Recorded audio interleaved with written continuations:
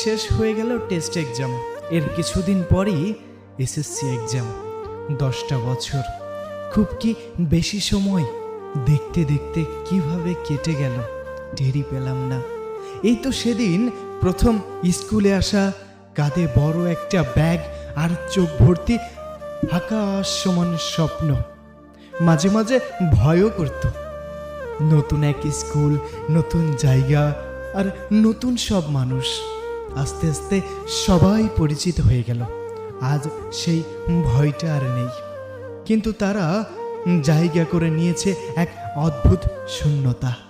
মনে কি পড়ে টিফিন পিরিয়ডে একজনের টিফিন কেড়ে নিয়ে সবাই মিলে ভাগ করে খাওয়া, ক্লাসের ফাঁকে লুকিয়ে আড্ডা, আর ছাড় আসার আগে সেই তার ছোড়ে চিৎকার করা।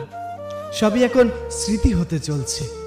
বন্ধুরা সবাই পাশে থাকলে মনে হতো পুরো পৃথিবীটাই আমাদের, কিন্তু জানতাম না এই আমাদের শব্দটা একদিন কেবল অ্যালবামের ছবিতে বন্দী হয়ে যাবে।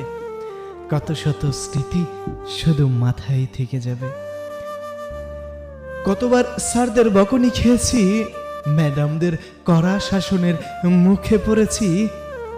তখন হয়তো রাগ হতো, কিন্তু আজ বুঝতে পারছি সেই শাসনগুলো আমাদের একটু একটু করে মানুষ হিসাবে গড়ে তুলেছে।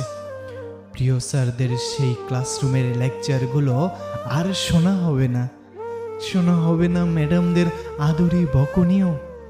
খুব মনে পড়বে তোমাদের, খুব মনে পড়বে স্যার ম্যাডামদের। আর কিছুদিন পর সেই কাঙ্ক্ষিত পরীক্ষা। তারপর আমরা যে যার মতো ছড়িয়ে ছিটিয়ে পড়ব।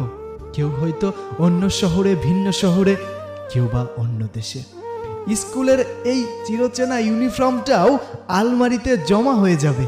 হয়তো আর কখনো কোনো দিন আমাদের এই পুরো গ্রুপটা একসাথে এক বেঞ্চে, এক ফ্রেমে হতে পারবো না। সবাই যখন বলতো মানুষের জীবনের সবচেয়ে সুন্দরতম মুহূর্ত স্কুল জীবন, তখনও বুঝতাম না।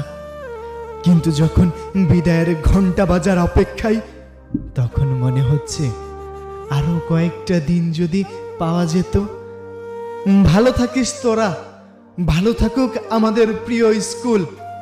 পৃথিবী যেদিকে নিয়ে যায় যাক না, এই 10টা বছরের স্মৃতিটুকু আজীবন মনের মণিকোঠায় তোলা থাকবে, মনের মণিকোঠায় তোলা থাকবে। আর তোরা থাকবি সারা জীবনের স্মৃতিতে। তোরা থাকবি তো বন্ধু, বন্ধু থাকবি তো, থাকবি তো।